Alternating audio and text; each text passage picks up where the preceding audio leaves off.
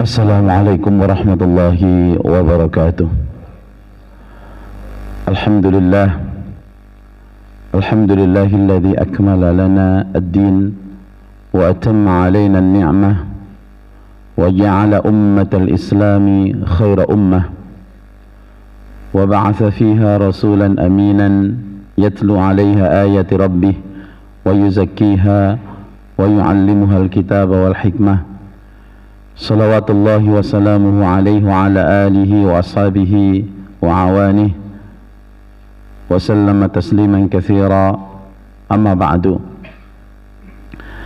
Fa ya ikhwatal iman ayyuhal muslimun wal muslimat, azani Allah wa iyyakum ajma'in, usikum wa nafsi bi taqwallahi azza wa jal, faqad faza al muttaqun. Thumma qala Allah ta'ala fi kitabihil karim: أعوذ بالله من الشيطان الرجيم لا خير في كثير من نجواهم إلا من أمر بصدقة أو معروف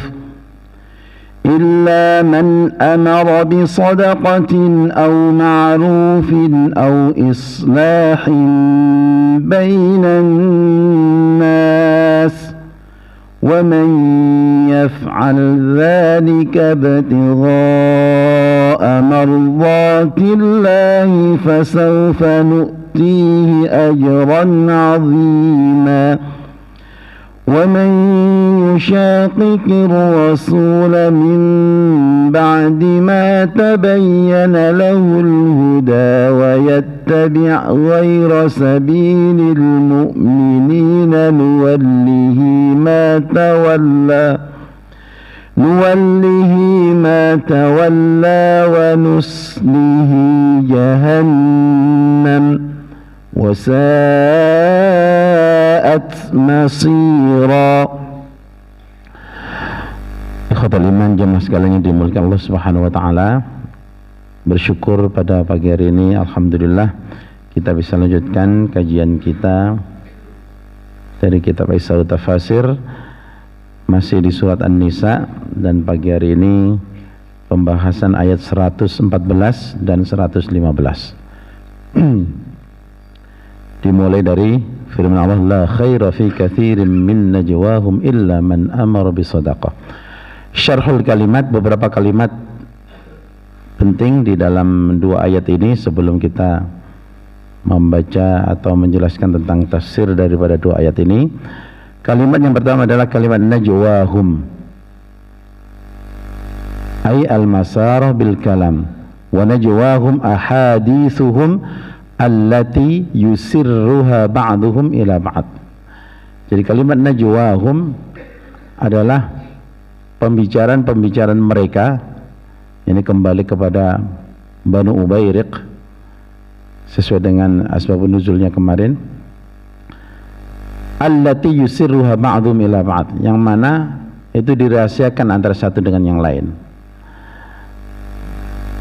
Berbisik, ngajak bicara dua orang, yang ketiga tidak diajak bicara. Itu kalimat an-najwa. An-najwa mushtaqqatun min najawtu asy-syai'a anjuhu idza khallastuhu wa afradtuhu. Jadi kalimat najwa itu diambil dari kata-kata najawtu syai', artinya apabila aku menjadikan seseorang menyendiri, tidak diajak bicara. Kemudian kalimat berikutnya illa man amara bi shadaqan aw ma'ruf. Kalimat ma'ruf, ya, kalimat ma'ruf kita sering dengan kalimat kebaikan. Dalam syariat Islam maksudnya adalah ma'arrafahu syara' fa'abahahu aw istahabbahu aw ayujabahu. Jadi yang namakan ma'ruf itu sesuatu yang dikenalkan oleh syariat ini, lalu syariat membolehkannya untuk melakukan. Jadi kalau secara hukum mubah, atau syariat ini menganjurkannya. Kalau secara hukum sunnah. Atau syariat ini mewajibkan hal tersebut, maka hukumnya menjadi wajib. Jadi sesuatu yang dibolehkan, disunnahkan dan diwajibkan itu adalah suatu yang ma'ruf. Gitu. Ibtigha'a mardatillah. Kalimat ibtigha'a mardatillah ay talaban li mardatillah, mencari keridhaan Allah. Lil husuli ala ridallahi azza wa jalla. Nah, untuk mendapatkan ridha Allah Subhanahu wa taala, apa yang harus dilakukan? Tentu melakukan yang ma'ruf tadi. Kalimat berikutnya nu'tihi. Wa man yaf'al dzalika ibtigha'a mardatillahi fasawfa nu'tihi. Kalimat nu'tihi ay nu'tihi. Kami akan memberikan. Maksudnya adalah memberikan balasan pahala yang agung, yaitu al-jannah wa ma fiha min na'imin muqim. Jadi surga dan apa yang ada di dalamnya daripada kenikmatan-kenikmatan yang kekal. Kalimat berikutnya wa man yushaqiqir rasul. Kalimat yushaqiq ay yuhadihi wa yuqati'uhu wa yu'adihi, artinya memusuhi, memutus hubungan, melawan. Itu kalimat yushaqiqillah atau yushaqiqir rasul. Atau diartikan juga orang berdiri pada satu syik dari satu bagian, yang satu lagi dari bagian lain, artinya bermusuhan, berhadapan-hadapan. Kaman yaqifu fi syakkin wal akhar fi syakkin akhar. Seperti ketika orang berada di pihak yang satu dan yang lain dan pihak yang lain. Wa yattabi' ghaira sabilil mu'minin.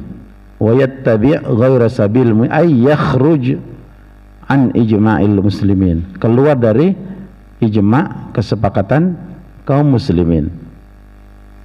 Berarti kalau seseorang mengikuti jalan selain jalan orang-orang yang beriman, berarti dia keluar dari kesepakatan kaum muslimin. Kalimat berikutnya nuwallihi ma tawalla ay nakhdhuluhu fanatrukuhu. Nuwallihi, kami menghinakannya dan meninggalkannya. Wa ma tawallahu minal batil wasyarri wad-dhalal hatta yahlik. Jadi Allah akan membiarkannya ya, dalam kesesatan, dalam keburukan, sampai dia binasa dalam keburukan, wal'adzubillah. Wa nuslihi jahannam. Kalimat nuslihi nar jahannam ay nudkhilhu an-nar wa nuhriquhu fiha. Kami akan memasukkannya ke dalam neraka dan kami akan membakarnya di dalamnya. Ini beberapa kata-kata di dalam dua ayat ini. Selanjutnya makna al-ayatain. Nah, sekarang baru makna dua ayat ini. Imam Abu Bakar Al-Jazairi rahimahullahu taala, beliau mengatakan ma zala siyaqu fi Bani Ubayriq. Jadi pembahasan ini konteksnya masih membahas tentang perilaku Bani Ubayriq, yang dimana kemarin masih ingat sebab turunnya ayat ini adalah ada salah seorang yang namanya Tu'mah ibn Ubayriq mencuri, kemudian dititipkan kepada seorang Yahudi. Kemudian ketika ribut-ribut ada pencurian, dia menuduh Yahudi yang dititipin tadi, dan kemarin sudah dijelaskan panjang lebar. Nah, ini masih berbicara tentang kondisi atau yang berkaitan dengan Bani Ubayriq. Di dalam ayat 114 Allah Subhanahu wa taala memberitahu kepada kita, yukhbiru ta'ala annahu la khaira fi katsir min ulaikal mutanajjina wala fi najwahum linifaqihim wa su'i tawayahum. Jadi Allah Subhanahu wa taala memberitahu bahwasanya tidak ada kebaikan di dalam kebanyakan orang-orang yang menjaga atau berbicara tentang rahasia mereka. Rahasia siapa? Bani Ubayrik, pengkhianat. Ya. Kenapa? Linifaqihim, karena kemunafikan yang mereka lakukan. Apa kemunafikan mereka? Di depan Nabi SAW mengatakan iman, ketika di belakang mereka memusuhi dan tidak mau mengambil jalan Nabi SAW. Tidak ada kebaikan pada diri mereka, lisu itawayahum, karena buruknya niat mereka dalam hal ini. Kalau sekarang itu tidak mensria gitu kan, ada niat jahat memang dalam hal tersebut. Kecuali Allahumma illa fi najwa amara ashabuha bisadaqatin tu'ti li muhtajin ilaiha. Jadi berbisik-bisik atau bicara rahasia, meninggalkan yang lain tidak ada kebaikannya, kecuali kalau bicara tersebut ya ketika ada orang yang mau ngajak untuk bersedekah, untuk diberikan kepada orang yang membutuhkan, au ma'rufin, atau ada perbuatan ma'ruf yang ingin dikerjakan, yang disunnahkan secara syariat atau diwajibkan daripada perbuatan baik, perbuatan ihsan, dan juga kalau ada ingin mendamaikan orang yang sedang berselisih, ingin mendamaikan orang yang sedang au islahin bainan nas lil ibqa'i 'alal ulfah wal mawaddah bainal muslimin. Kecuali itu. Kemudian Allah Subhanahu wa taala menjelaskan siapapun yang melakukan perbuatan baik tersebut, yaitu amar bisadaqah, mengajak untuk bersedekah, atau ma'rufin, atau mengajak untuk melakukan yang ma'ruf, yang melakukan yang diperbolehkan oleh syariat, disunnahkan atau diwajibkan, atau islahan bainan nas, atau melakukan perbuatan mendamaikan orang yang sedang berselisih, yang mana tujuannya adalah talaban limardhatillah, mencari ridha Allah Subhanahu wa taala. Maka kalau seseorang melakukan ini semuanya karena mengharap ridha Allah, fasawfa yusibuhu bi ahsanis thawab, maka Allah Subhanahu wa taala akan memberikan balasan pahala dengan sebaik-baik pahala. Apa pahala tersebut?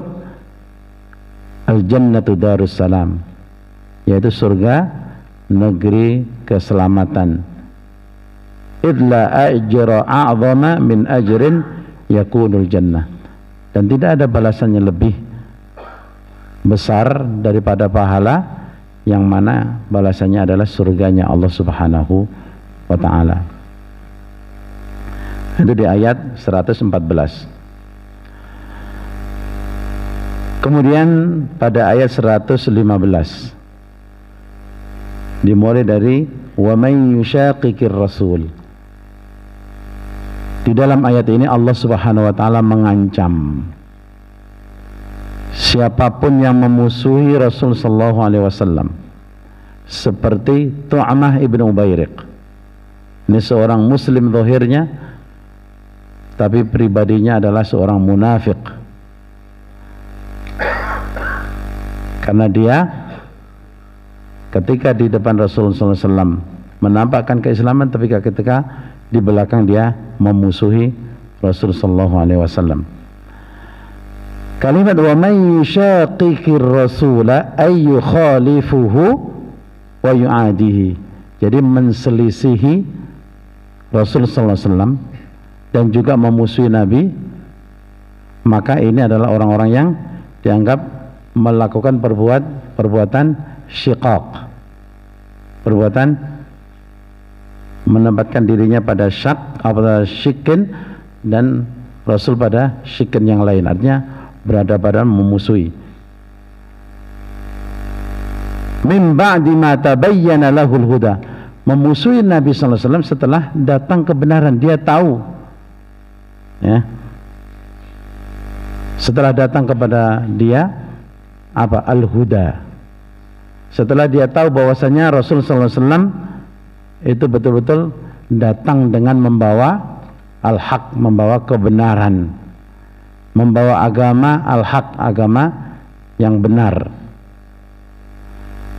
Thumma huwa ma'a mu'adatihi lirrasul yakhruj min jama'atil muslimin. Kemudian dia di samping memang memusuhi Nabi sallallahu alaihi wasallam, menyelisih Nabi, dia juga keluar dari jamaah kaum muslimin. Wa yattabi' ghaira sabilihim, mereka mengikuti jalan selain jalan orang-orang yang beriman. Siapa? Asy-Syaqiyyu Tu'mah ibnu Ubairik. Jadi siapapun yang celaka seperti Tu'mah bin Ubairik, maka dikatakan asy-Syaqiyyul khasir, orang yang celaka lagi merugi. Wa man yushaqiq, ini isim syarat, kemudian ada fi'il syarat, jawabul syarat, nuwallihi ma tawalla, maka kami akan meninggalkan dia. Artinya Allah Subhanahu wa taala tidak akan menjaganya. Kenapa? Likufrihi, karena kekufurannya, ingkarnya dia kepada Nabi. Wa dhalalihi, dan karena kesesatannya. Khudlanan lahu fid dunya, sebagai bentuk penghinaan untuknya di dunia. Di akhirat, summa nuslihi nar jahannam, kemudian di akhirat kami akan memasukkan dia ke dalam neraka jahannam. Yahtariqu fiha, dia akan terbakar di dalamnya. Wa bi'sal masir jahannam, dan seburuk-buruk tempat kembali adalah neraka jahannam. Yasiru ilaihal mar'u, di mana seseorang kembali kepada neraka jahannam, dimasukkan ke dalam neraka jahannam. Wa yakhludu fiha, dan dia kekal di dalamnya. Wal'iyadzubillah, ini karena dia memusuhi Rasul sallallahu alaihi wasallam. Karena sekalian yang dimiliki Allah Subhanahu wa taala, itu tafsiran dari dua ayat ini. Dan poin-poin penting yang perlu kita ambil di dalam ayat ini, yang pertama, hurmatu tanajisnaini dunas salis, haramnya berbisik-bisik, berbicara pelan-pelan. Ada 3 orang, 2 orang bisik-bisik, atau kalau nggak bisik-bisik, berbicara 2 orang itu aja yang faham. Umpamanya ini orang Jawa faham bahasa Jawa, satu lagi tidak faham bahasa Jawa, ini bicara aja bahasa Jawa, ini merasa tidak dianggap. Nah, ini dilarang dalam Islam. Atau bisik-bisik, jangan-jangan membicarakan saya, akhirnya terjadi ya cekcok dan perselisihan, dan hal tersebut dilarang, ya. Li subuti dzalika fi sunnah, begitu juga hal tersebut di samping di dalam Al-Qur'an, la khaira fi katsirin min najwahum, dan seterusnya di dalam sunnah Nabi juga dilarang. Kemudian yang kedua, al-ijtima'at as-sirriyah la khaira fiha, jadi kumpul-kumpul secara rahasia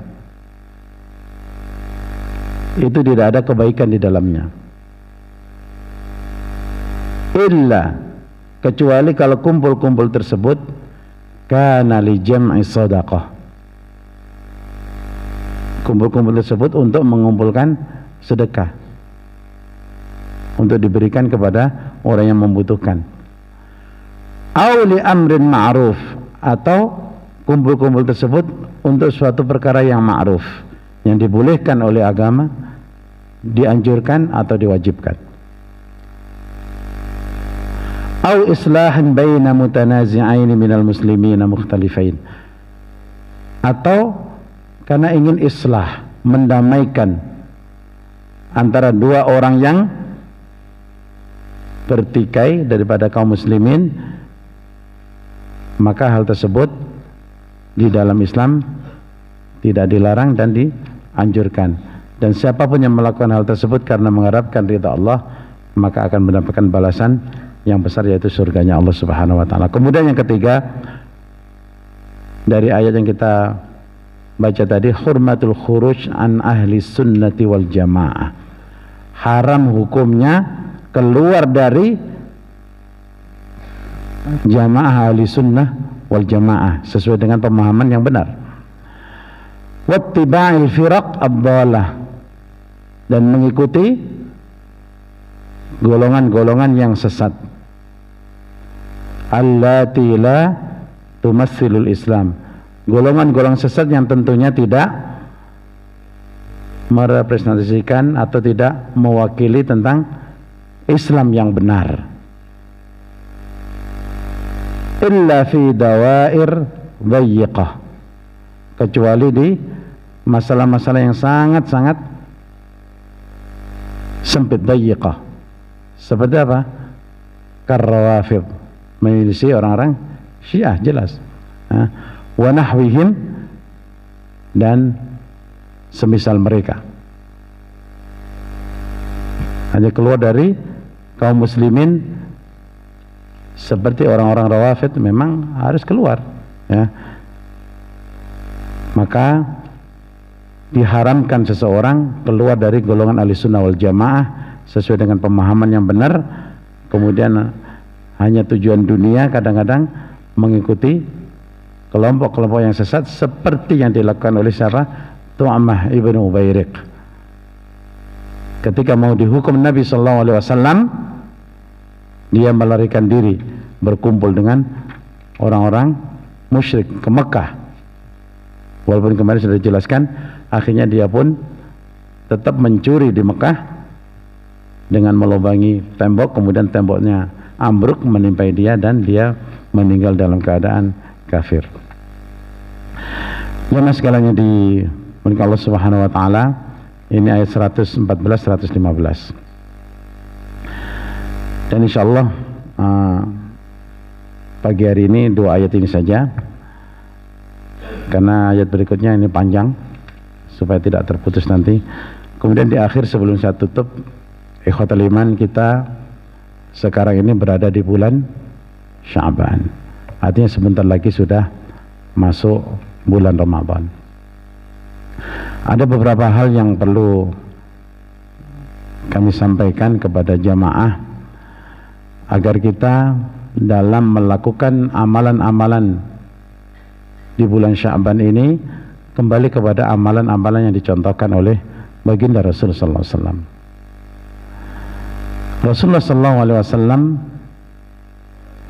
di dalam bulan Sya'ban ini, amalan yang paling banyak beliau lakukan adalah puasa. Aisyah radhiyallahu anha menyampaikan bahwasanya, aku tidak pernah melihat Rasulullah puasa lebih banyak sepanjang bulan yang ada selain bulan Ramadan adalah bulan Sya'ban. Dan Aisyah radhiyallahu anha itu tidak mengqadha puasa atau membayar puasa Ramadannya paling banyak kecuali di bulan Sya'ban, karena Rasulullah juga ingin memberi kesempatan karena saking sibuknya dakwah dan seterusnya. Atau kadang-kadang Rasulullah terkadang mungkin puasa Senin Kemisnya atau puasa 3 hari setiap bulan tidak dilaksanakan, maka itu dikumpulkan di bulan Sya'ban. Maka di situ Rasulullah hampir di bulan Sya'ban itu puasa penuh. Itu yang pertama. Yang kedua, ada hadis yang menjelaskan tentang bahwasanya amal itu akan dilaporkan kepada Allah Subhanahu wa taala. Ada yang sifatnya tahunan, ada sifatnya mingguan, ada sifatnya harian, yang semuanya ini saling melengkapi. supaya nanti kita tidak terjerumus kepada amalan yang beredar di masyarakat. Nah, ini kalau kita paham ini, insya Allah kita tidak akan terjerumus dan bisa memahami dengan baik. Seperti di bulan Sya'ban ini ada laporan amalan tahunan, maka Rasulullah SAW ingin setiap amal yang dilaporkan diangkat kepada Allah Subhanahu wa Ta'ala. Wa ana shaim, saya dalam keadaan puasa. Maka tentu kita juga ingin apa yang kita lakukan ketika dilaporkan kepada Allah Subhanahu wa Ta'ala oleh para malaikatnya, kita dalam keadaan taat kepada Allah Subhanahu wa Ta'ala. Kemudian ada yang sifatnya mingguan, seperti hari Senin dan Kamis. Itu adalah hari-hari di mana yu'radul amal ilallah Subhanahu wa Ta'ala. Maka Rasulullah demikian juga. Kenapa puasa Senin dan Kamis? Salah satunya adalah karena di hari-hari tersebut amalan dilaporkan kepada Allah Subhanahu wa Ta'ala. Wa ana uhibbu an akuna shaiman, dan saya senang ketika dilaporkan dalam keadaan puasa. Kemudian ada laporan harian. Setiap subuh seperti ini dan setiap asar, para malaikat itu bertemu dan melaporkan apa yang dilakukan oleh hamba-hamba Allah Subhanahu wa Ta'ala kepada Allah. Maka Allah pun bertanya kepada mereka, apa yang dilakukan hamba-hambaku? Maka para malaikat ketika melihat hamba-hambanya yang taat, saya tinggalkan mereka dalam keadaan sholat dan saya datang kepada mereka dalam keadaan sholat. Artinya semuanya intinya bahwasanya kita melakukan amal soleh itu di setiap waktu, ya, di setiap waktu. Karena nanti berada di masyarakat tentang yang memuliakan atau mengagungkan malam nisfu Sya'ban dengan dalil-dalil yang semuanya dhaif dan terkadang hadis maudhu', seperti mengkhususkan salat